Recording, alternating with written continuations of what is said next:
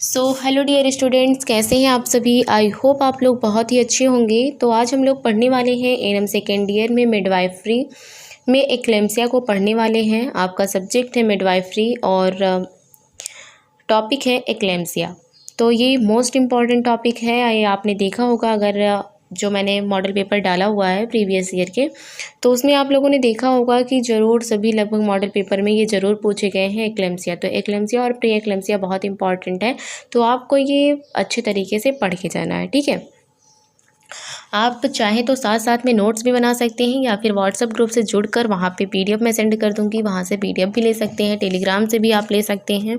और चलिए वीडियो को स्टार्ट करते हैं।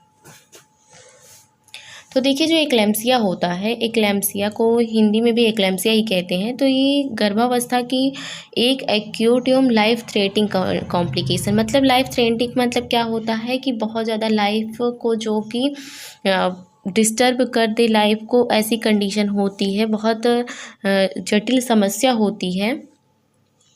ये प्रीक्लेम्सिया, ये जो होता है एक्लेम्सिया जो होता है वो प्री एक्लेम्सिया का ही एक विकसित रूप होता है। जैसे कि गर्भावस्था के दौरान अगर प्री एक्लेम्सिया होता है, जो गर्भावस्था के दौरान एक्लेम्सिया होता है उसको हम प्री एक्लेम्सिया कहते हैं।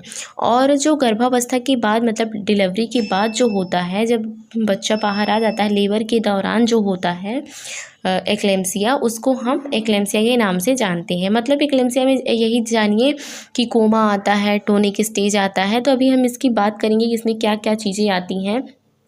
दौरा आता है, एडिमा आता है और प्रोटीन यूरिया आता है। तो यही एडिमा, प्रोटीन यूरिया और दौरे अगर गर्भावस्था के दौरान आते हैं, प्रेगनेंसी के दौरान आते हैं, तो उनको हम प्री एक्लेम्सिया कहते हैं। लेकिन यही अगर जब बेबी होने वाला रहता है उस टाइम पे, या फिर बेबी हो गया रहता है उसके बाद में, या फिर उसी टाइम पे आता है, लेबर के दौरान आता है ये एडिमा, प्रोटीन यूरिया, दौरे, तो इसी को हम एक्लेम्सिया के नाम से जानते हैं। तो देखिए क्या होता है कि इसके कैरेक्टरिस्टिक की बात करें तो महिला में प्री एक्लेम्सिया के लक्षण के साथ टोनिक, क्लोनिक, दौरे और कोमा की उपस्थिति होती है, जिसको हम प्री एक्लेम्सिया तथा एक्लेम्सिया संयुक्त रूप से कह सकते हैं, ठीक है।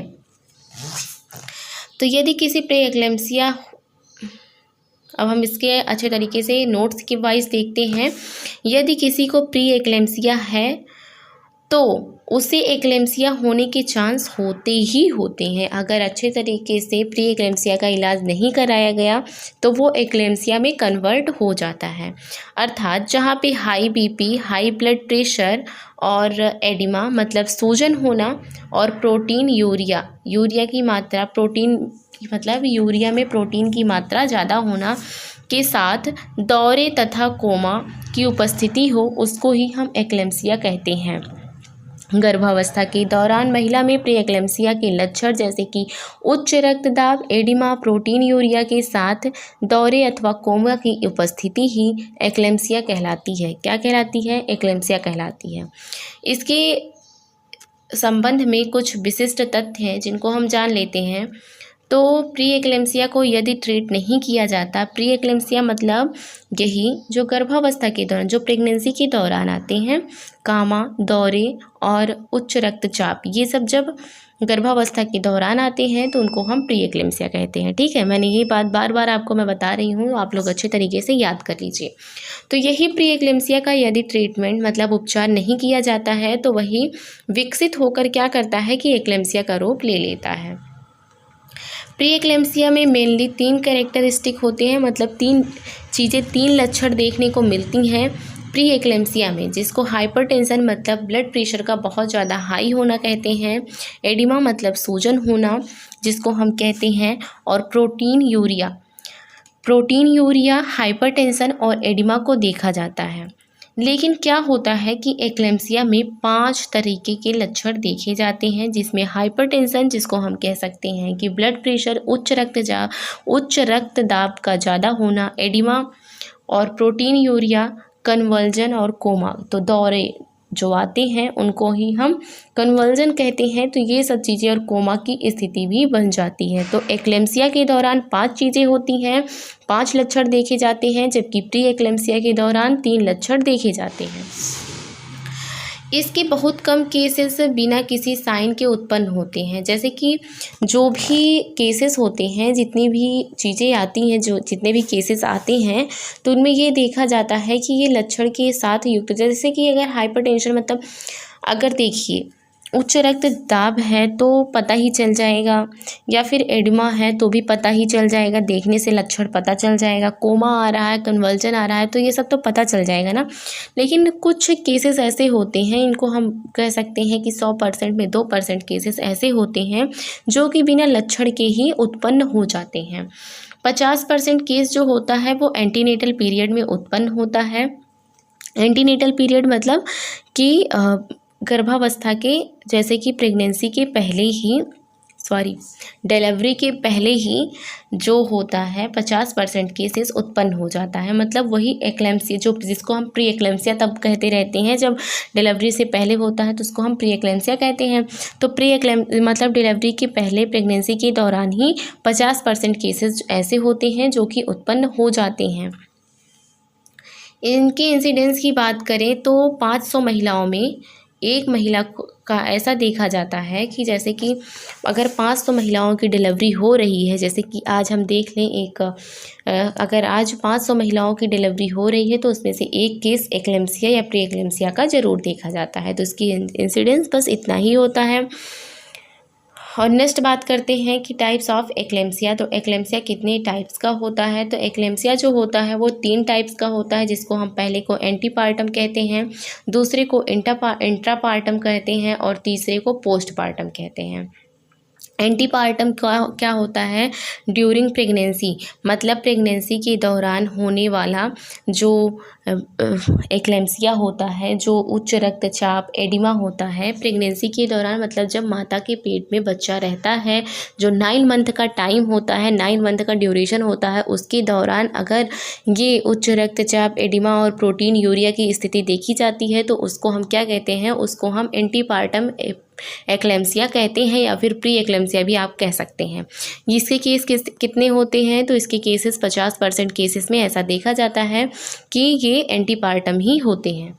इंट्रापार्टम क्या होते हैं? तो ड्यूरिंग लेबर, मतलब लेबर के दौरान जब यह बच्चे की डिलीवरी की या फिर लेबर की प्रक्रिया जब चल रही हो, या फिर प्लेसेंटा आउट हो रहा हो, या फिर ना हुआ हो, तभी अभी बच्चे की डिलीवरी हो ही रही है, उसी के दौरान जब उच्च रक्तचाप और कोमा, कन्वल्जन, प्रोटीन यूरिया का बढ़ जाना, इन सब की स्थिति को जब देखा जाता है तो उसी को हम इंट्रापार्टम कहते हैं।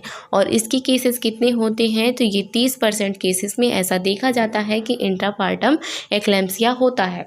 पोस्टपार्टम क्या होता है? तो पोस्टपार्टम वो होता है जो 48 घंटे से लेकर 10 दिन के बीच में हो, मतलब जब डिलीवरी हो गई हो उसके बाद 24 घंटे नहीं, 48 घंटे से लेकर 10 घंटे के बीच का जो समय, 10 दिन का जो समय रहता है, उसके बीच अगर ये प्रोटीन यूरिया, कन्वल्जन, कोमा और रक्तचाप का बढ़ना ये सब देखा जाता है, तो वो क्या होता है कि वो पोस्टपार्टम एक्लेम्सिया के अंतर्गत रखा जाता है। और इसके केसेस कितने होते हैं? इसके केसेस भी 20% होते हैं। ठीक है, अब रिस्क फैक्टर क्या है उसकी बात कर लेते हैं कि इसकी वजह से क्या क्या रिस्क फैक्टर आते हैं।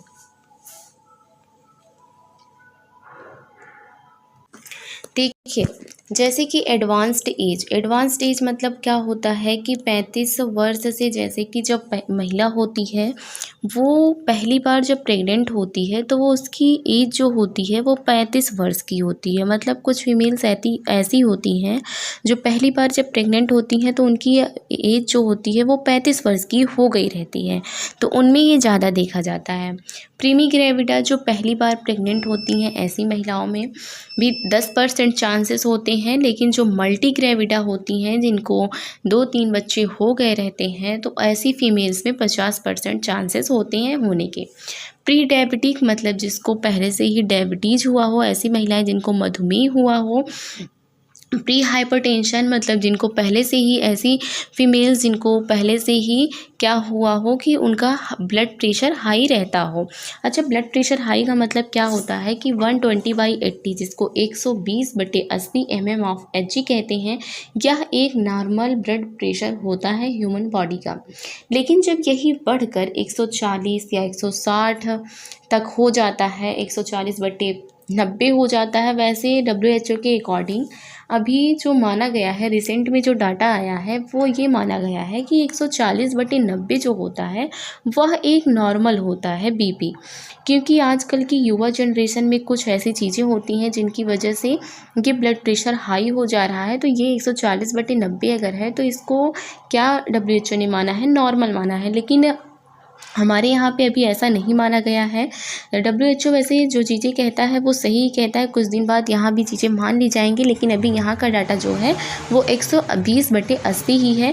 तो यही जब ब्लड प्रेशर बढ़ जाता है 160 170 तक चला जाता है, 140 तक चला जाता है, तो इसी को हम क्या कहते हैं कि उच्च रक्तचाप का होना कहते हैं।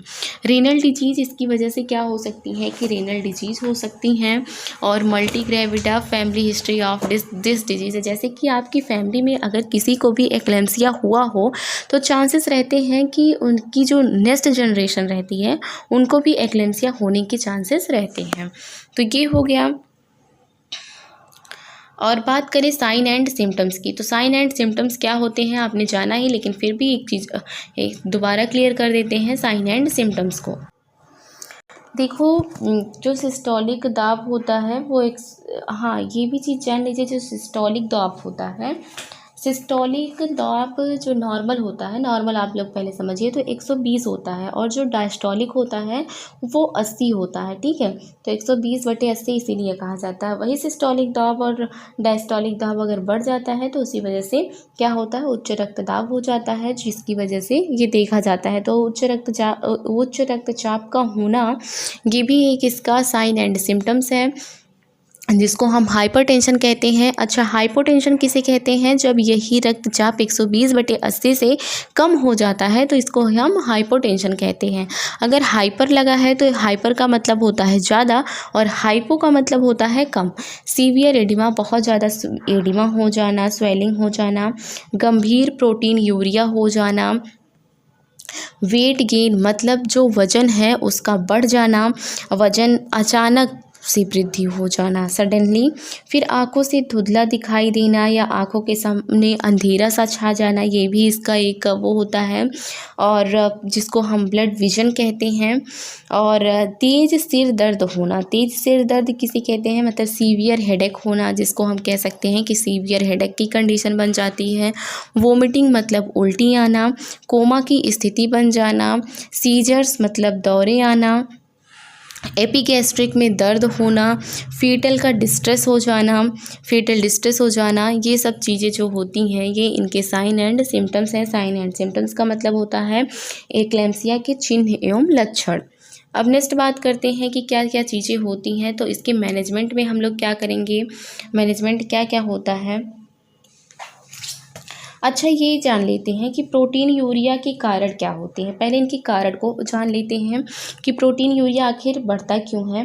तो देखिए क्या होता है कि हाइपरटेंशन, ओडिमा तथा प्रोटीन यूरिया के कारणों का जो मेन मकसद है अभी उसके बारे में पता नहीं चल सका है, लेकिन कुछ कारण ऐसे होते हैं जो दिए हुए हैं, जो इनको हम नेक्स्ट में पढ़ेंगे इनको और डिटेल में, कि प्रोटीन यूरिया और एडिमा एक अलग टॉपिक बन जाता है, तो फिर इसके बारे में हम लोग नेक्स्ट वीडियो में पढ़ेंगे। ठीक है। अच्छा, कि जो है अगर किसी भी महिला को हाइड्रेटरी फ्रॉम मोल्ड हुआ रहता है तो भी कंडीशन देखी जाती है एक्लेम्सिया होने की। हाइड्रेटरी फ्रॉम मोल्ड को मैंने आपको अच्छे तरीके से पढ़ाया, तो वहाँ से आप जाकर देख सकते हैं हाइड्रेटरी फ्रॉम मोल्ड क्या होता है। तो हाइड्रेटरी फ्रॉम मोल्ड की कंडीशन में भी महिला को क्या होता है कि एक्लेम्सिया होने के चांसेस रहते हैं। अब मैनेजमेंट की बात करते हैं। तो ये सब तो नॉर्मल सी बातें हैं। किसी भी पेशेंट को आप admission of the patient hospital में पहले एडमिट करवाएंगे, फिर मतलब जितनी भी हिस्ट्री है उसको लेंगे, फिर एक्सटेंसल इन्वेस्टिगेशन जिसकी ज़रूरत हो, मतलब जो भी ज़रूरत हो इन्वेस्टिगेशन की, मतलब जांचों की, जितनी भी जांचों की ज़रूरत हो उसको लेंगे। उसके बाद वेजाइनल एंड एब्डोमिनल एग्जामिनेशन कराएंगे, मतलब वेजाइना का और एब्डोमेन का एग्जामिनेशन करवाएंगे। तो ये सब तो नॉर्मल सी बातें हो गई, इन सब को तो कोई भी पेशेंट आता है तो ये सब करवाना ही करवाना रहता है। अच्छा, सेकेंड स्टेप में क्या करेंगे आप लोग? सेकेंड स्टेज में तो देखिए क्या क्या करना है कि सीजर्स का कॉम्प्लिकेशन की रोकथाम करना है, मतलब जो कोमा आ रहा है, जो दौरे आ रहे हैं उनका क्या करना है, उनकी रोकथाम करना है और पहले बीएपी को नियंत्रित करना है, जो भी ब्लड प्रेशर है उसको नियंत्रित करना है। गर्भावस्था का अगर हो सके तो समापन करना है अच्छे तरीके से और स्वस्थ शिशु के जन्म को सुनिश्चित करना है। मतलब अगर ऐसा देखा जाए कि 9 मंथ नहीं लगा है तभी आने लगा ये ये सब चीज़ें, तो क्या करेंगे कि जल्द से जल्द कैसे भी करके गर्भावस्था को समाप्त करने की कोशिश करेंगे। तो ये सब चीज़ें होती हैं। और फिर क्या करेंगे, फ्लूइड रिप्लेसमेंट करवाएंगे, आरएल फ्लूइड जो है उनको देंगे। फिर पेशेंट को 24 घंटे में जितना यूरिन आउटपुट किया होगा उसमें से प्लस 1000 ml फ्लूइड यहीं 24 आरएल का कैलकुलेट होगा, उससे 2L से ज़्यादा आरएल ना दे 24 घंटे के अंदर। इसका कहने क्या मतलब है? इसका कहने का सीधा साधा मतलब यही है कि देखिए जितना भी यूरिन आउटपुट होगा वो वही जो आरएल वाला होगा, आरएल लिक्विड जब चढ़ा रहे हैं आप तो वही वाला होगा। तो उसमें क्या करना है आपको कि 2 लीटर से ज़्यादा आपको आरएल फ्लूइड नहीं चढ़ाना है, ठीक है। 2 लीटर से ज़्यादा नहीं चढ़ाना है, 2 लीटर के अंतर्गत ही आरएल फ्लूइड को ट्रांसफ्यूज करना है। और फिर क्या आप कर सकते हैं, तो आप कर सकते हैं कि तो इसमें बहुत ज़्यादा इम्पॉर्टेंट होता है मैग्नीशियम सल्फेट देना। तो एक्लेम्सिया के उपचार के दौरान magnesium sulphate drug of choice होता है। यह कन्वर्जन को रोकती है और यूरिन आउटपुट को बढ़ाती है तथा जो बीपी होता है उसको भी कम करने का काम करता है। अच्छा, अस्पताल में मैनेजमेंट के लिए क्या करेंगे आप? मरीज तथा उसके परिजनों की से बीमारी संबंधी हिस्ट्री लेंगे, ये तो आप लोगों ने जाना ही। और उसके बाद क्या करते हैं कि लैक्टिक कॉकटेल होता है, एक लाइटिक कॉकटेल होता है। इसके अंतर्गत क्लोरोप्रोमेजिन, फिनार्जन तथा पेथेडीन का उपयोग किया जाता है। इसके अलावा क्या होता है कि कन्वर्जन की रोकथाम के लिए सिडेटिव जैसे कि जो दवा होती है वो डाइजीपॉम जैसी दवाइयाँ क्या की जाती है कि यूज में ली जाती है। अच्छा, इसमें एंटीबायोटिक दवाइयाँ देते हैं जिसमें कि महिला को नोजोकोमियल संक्रमण जो होता है वो ना हो, उसकी रोकथाम के लिए हम क्या करते हैं कि एंटीबायोटिक दवा भी देते हैं। लेबेटालॉल देते हैं बीपी को नियंत्रित करने के लिए, ओरली भी दे सकते हैं या फिर इंजेक्शन के थ्रू भी दे सकते हैं। तो इस तरीके से कार्य को करते हैं। अच्छा, और मैनेजमेंट क्या है? तो देखिए, प्रसूति प्रबंधन जिसमें कि ऑब्स्टेट्रिक जिसको मैनेजमेंट कहते हैं, इसमें जब दौरे जो होते हैं वो नियंत्रण में हो तथा गर्भावस्था की अवधि 37 सप्ताह से अधिक हो, तब क्या करेंगे? इस स्थिति में प्रेरित प्रसव जिसको हम इंड्यूस्ड लेबर कहते हैं या सिजेरियन सेक्शन द्वारा तुरंत गर्भावस्था का समापन कर देना चाहिए। सेकंड स्थिति क्या होती है कि जब दौरे नियंत्रण में हो तथा गर्भस्थ शिशु जो होता है वो प्री मेच्योर हो, मतलब अभी डेवलप उसका अच्छे तरीके से ना हो। तो इस स्थिति में गर्भावस्था को गर्भस्थ शिशु के मैच्योर होने तक जारी रखा जा सकता है। थर्ड स्टेज क्या आता है कि जब दौरे नियंत्रण में नहीं हो तथा प्रसव प्रक्रिया प्रारंभ हो गई हो, मतलब दौरे नियंत्रित ना हो, वो आते रहें और प्रसव प्रक्रिया स्टार्ट हो गई हो। तो इस स्थिति में क्या करते हैं कि 6 से 8 घंटे के अंदर इंड्यूस्ड लेबर या फिर सिजेरियन के थ्रू गर्भावस्था का समापन कर देते हैं। चौथी स्थिति क्या आती है? जब प्रसव प्रक्रिया प्रारंभ हो गई हो। तो ऐसी स्थिति में आर्टिफिशियल रप्चर ऑफ मेम्ब्रेन के द्वारा प्रसव की प्रथम अवस्था की अवधि को तथा फॉर्सेप या वेंटोज के उपयोग द्वारा, जो एक फॉर्सेप और वेंटोज डिलीवरी का एक मेथड्स होता है जिनमें कि औजार होते हैं जिसके थ्रू होता है, इसका उपयोग करके द्वितीय अवस्था की अवधि को कम करना है और प्रसव प्रक्रिया को करवा देना है, ठीक है। तो ये सब बातें हो गई हमारी। अब हम बात करते हैं कि इसके इन्वेस्टिगेशन की जांचें इसमें क्या क्या होती हैं। तो ब्लड एग्जामिनेशन करवाना है और कंप्लीट ब्लड काउंट जिसको सीबीसी के नाम से जानते हैं, इसको सीबीसी करवाना है। सीरम यूरिन एसिड का एग्जामिनेशन करवाना है। प्लेटलेट काउंट कितना है उसको करवाना है। ब्लड क्लॉटिंग फैक्टर इसकी जांच करवानी है। और प्रोटीन यूरिया की उपस्थिति का पता करने के लिए जो होता है वो यूरिन का एग्जामिनेशन करवाना है। दृष्टि परीक्षण हेतु क्या करना है कि ऑप्थेल्मोस्कोपिक परीक्षण करना है। लीवर फंक्शन का टेस्ट करवाना है और फीटल अच्छे तरीके से है कि नहीं इसका असेसमेंट करवाना है। और FHS जिसको हम कहते हैं फीटल हार्ट साउंड, जिसको डॉपलर के थ्रू या फीटोस्कोप के थ्रू सुना जाता है, वो करना है। और फिर नॉन स्ट्रेस टेस्ट करवाना है। कार्डियोग्राफी करवाना है जिसमें पूरा हार्ट के बारे में अच्छे तरीके से पता चलता है। और अल्ट्रासोनोग्राफी करवाना है। क्यों करवाना है अल्ट्रासोनोग्राफी? जिससे बच्चे की स्थिति का अच्छे तरीके से पता लग सके। मातृक जटिलताओं की बात करें तो इसकी वजह से माता में क्या क्या जटिलताएं आ सकती हैं। तो इसमें माता में मानसिक भ्रमता आ सकती है, जीभ कट सकता है, उनका बोन जो होता है जिसको अस्थि कहते हैं वो फ्रैक्चर हो सकता है या फिर टूट सकता है। सेरिब्रल रक्तस्राव हो सकता है। तो ये सब चीज़ें कंडीशन देखी जाती हैं कि जो कि क्या होता है कि इसकी वजह से एक्लेम्सिया होने की वजह से ये सब खतरा रहता है। पल्मोनरी में भी प्रॉब्लम्स आ सकती हैं। और अगर गर्भस्थ शिशु की संबंध में जटिलताओं की बात करें तो गर्भस्थ शिशु जो है उसको क्या क्या हो सकता है, तो उसको एस्फेक्सिया हो सकता है या फिर इंट्रायूट्राइन डेथ, मतलब उसका बच्चे का उसी गर्भ में ही समापन हो सकता है, उसी में मृत्यु हो सकती है।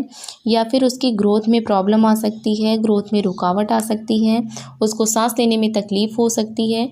तो ये सब चीज़ें जो होती हैं वो बच्चों में आ सकती हैं एक्लेम्सिया होने की वजह से। बच्चे की डेथ भी हो सकती है। तो ये सब चीज़ें हैं। आई होप आप लोगों को ये वीडियो पसंद आया होगा। अच्छा लगा हो तो लाइक करें और नए हैं चैनल पे तो प्लीज़ चैनल को सब्सक्राइब करें। Thanks for watching the video.